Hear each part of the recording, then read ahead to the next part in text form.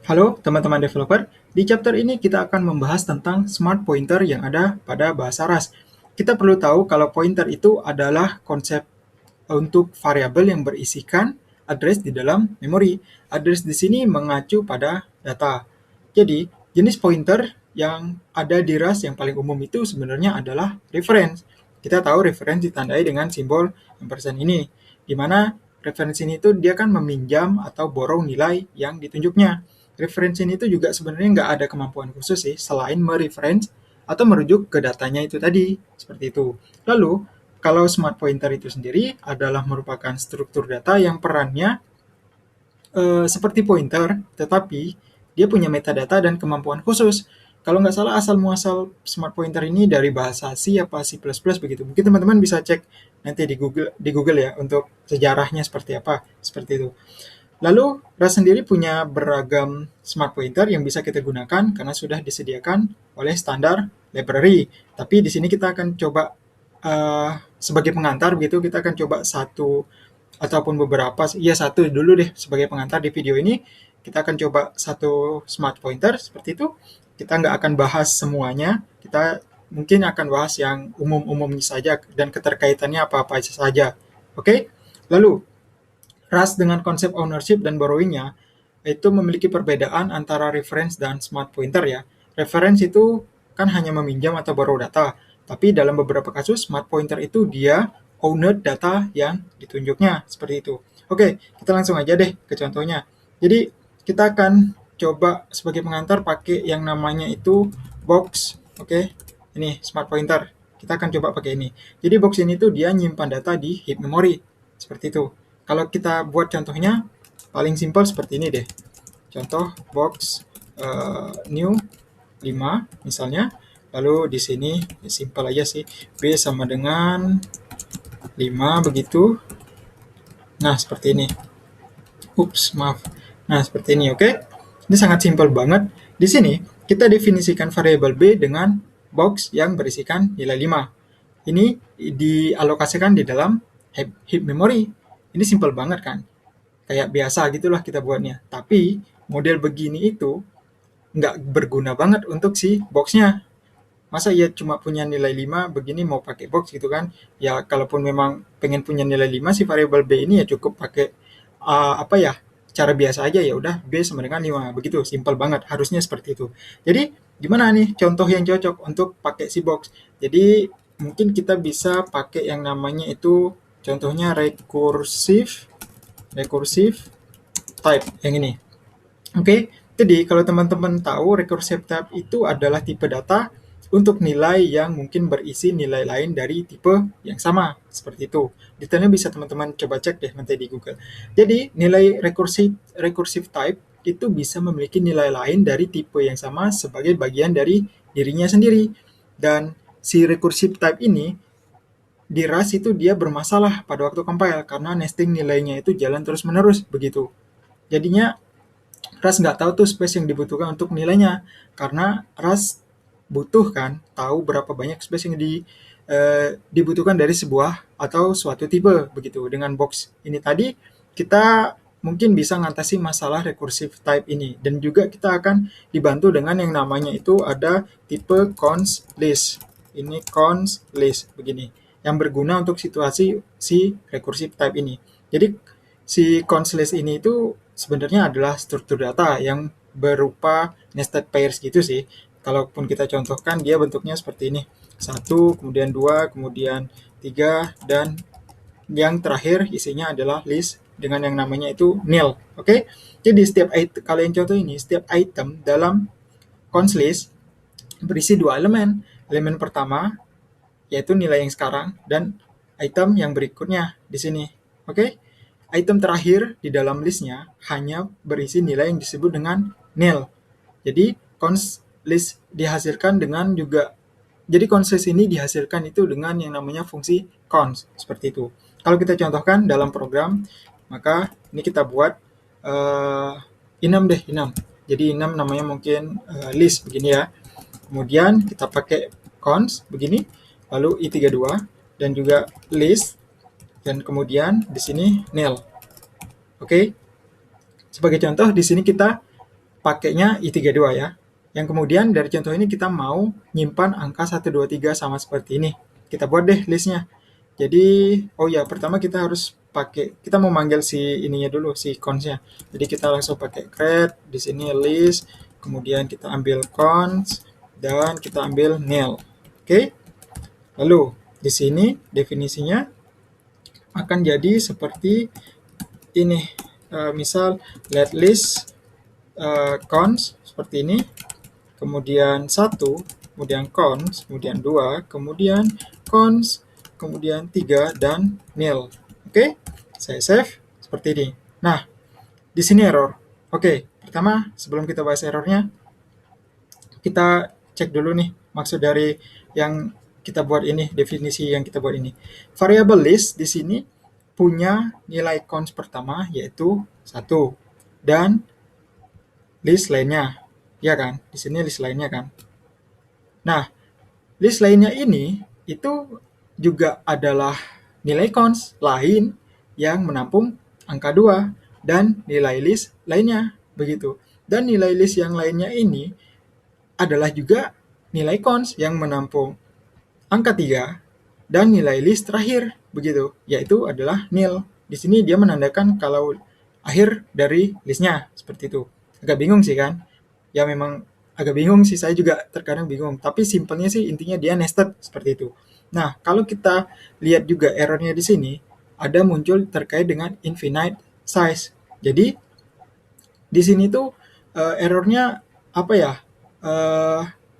Dia tuh infinite size untuk si list enam kita ini, enam list kita. Alasannya karena kita definisikan list dengan varian yang bersifat rekursif, seperti itu. Di mana tipe yang ini tuh menyimpan nilai lain dari dirinya sendiri secara langsung, begitu. Yang ini, oke, di sini list nih.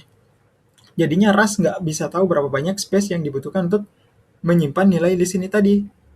Kalau kita coba lihat nih, apa ya, keterkaitan cara Rust itu memutuskan berapa banyak sih ruang yang dibutuhkan untuk menyimpan nilai gimana, seperti itu. Kita contohkan pakai enum yang lain, misal enum message, kita udah pernah buat ini sebelumnya. Ini quit, kemudian apa ya, move gitu, x i32 dan y i32. Kemudian ada write, di sini string, dan yang terakhir itu ada change color. Dia di sini adalah i32, i32, i32. Nah, kalau di sini untuk menentukan berapa banyak space yang dialokasikan untuk si enum message ini, Rust itu menelusuri setiap varian untuk melihat varian mana yang membutuhkan space paling banyak. Rust melihat kalau varian quit tidak memerlukan space apapun. Lalu untuk varian move, dia butuhkan space yang cukup untuk menyimpan 2 nilai i32 dan seterusnya. Oke? Lalu untuk tipe rekursif enum list ini gimana? Kan begitu. Jadi compiler itu mulai dengan melihat varian cons yang menyimpan nilai tipe i32 dan nilai tipe list. Oleh karena itu, cons butuh jumlah space yang sama dengan size i32 plus list yang ini. Oke?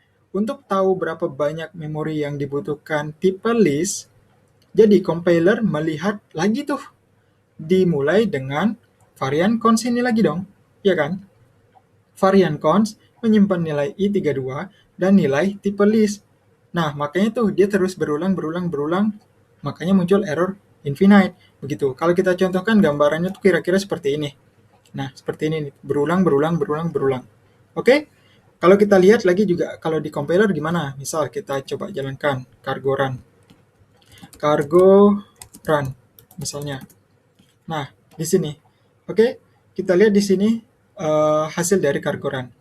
Kita disarankan menggunakan di sini di bagian help menggunakan yang namanya indirection, yang berarti bahwa daripada kita nyimpan nilai secara langsung begitu, kita harus mengubah struktur data untuk menyimpan nilainya secara tidak langsung dengan cara menyimpan pointer ke nilainya, seperti itu. Ini disarankan beberapa sih.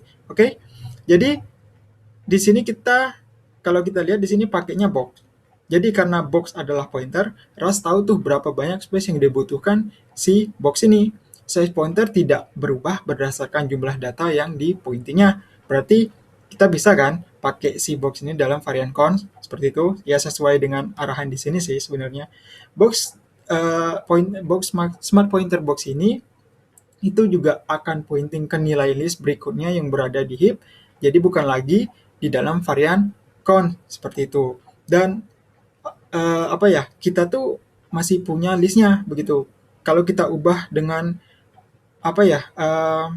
mengimplementasi pointer ini jadinya tuh kayak seperti menempatkan item di samping satu sama lain, bukan lagi kayak ini di mana di dalam satu sama lain seperti itu. Jadi dia penempatan itu di di samping satu sama lain, bukan di dalam satu sama lain kayak gini. Makanya dia infinite. Oke, kalau kita coba langsung aja deh. Misalnya di sini box, kemudian di sini adalah list. Jadinya seperti ini. Tapi yang bawah ini harus kita ubah. Oke, kita ubah dia. Ini saya komentar let list. Jadi dia di sini cons. Oke. Kemudian di sini dia adalah 1, lalu box new, dia ada lagi berupa cons, dia adalah 2, kemudian dia box lagi, kemudian new, kemudian dia adalah cons 3, kita box lagi, di sini new, dan nilai terakhirnya adalah nil. Seperti ini. Nah, saya save, ini udah hilang errornya. Ini saya tutup, message. Oke. Jadi, modifikasi yang sekarang ini menjadikan varian cons butuh size i32 plus space untuk menyimpan data box pointer, kan begitu. Lalu varian nil yang ini, kita tahu dia kan nggak nyimpan nilai tuh, jadi ya cuma butuh sedikit space daripada cons varian. Terus juga berapapun nilai si list, berapapun nilai si list, maka akan diberikan size i32 beserta size data untuk box pointer. Jadinya dengan menggunakan box, udah nggak ada lagi error rekursif. Compiler juga bakal ngerti size yang diperlukan untuk nyimpan nilai di list i6, seperti itu. Kalau gambarannya dari yang bentuk seperti ini, maka akan jadi seperti ini. Nah, jadinya seperti ini. Oke, udah nggak infinite lagi tuh jadinya. Terus juga si box ini tuh dia hanya mengurus indirection dan heap allocation. Jadi nggak ada kemampuan khusus lainnya sih, maupun efek yang ditimbulkan untuk program kita begitu. Jadinya ya bisa berguna dalam kasus-kasus seperti cons list ini tadi, di mana indirection adalah satu-satunya hal yang kita butuhkan. Untuk kasus-kasus lainnya begitu, mungkin teman-teman bisa coba cek langsung ya di chapter 17 kalau teman-teman penasaran. Dan kemudian untuk box pointer ini tuh dia merupakan smart pointer ya, yang mana dia mengimplementasi namanya itu ada derive trait. Kayaknya saya sudah sebutkan tadi di awal. Ya, derive trait yang memungkinkan nilai box pointer ini diperlakukan seperti reference begitu. Jadi saat nilai box ini itu keluar dari scope, data heap yang di pointing si box juga bakal di clean up atau dibersihin gitu karena implementasi dari drop trait. Oke? Dan nanti kita akan coba kenal deh drop dan derive trait ini itu di video selanjutnya saja. Jadi mungkin untuk video pertama ini dari smart pointer yang kita bahas dari smart pointer box ini cukup sampai di sini dulu aja, nggak apa-apa, ini sebagai pengantar. Detailnya nanti teman-teman bisa coba langsung cek di dokumentasi seperti itu. Kita selanjutnya akan coba lihat keterkaitan derive dan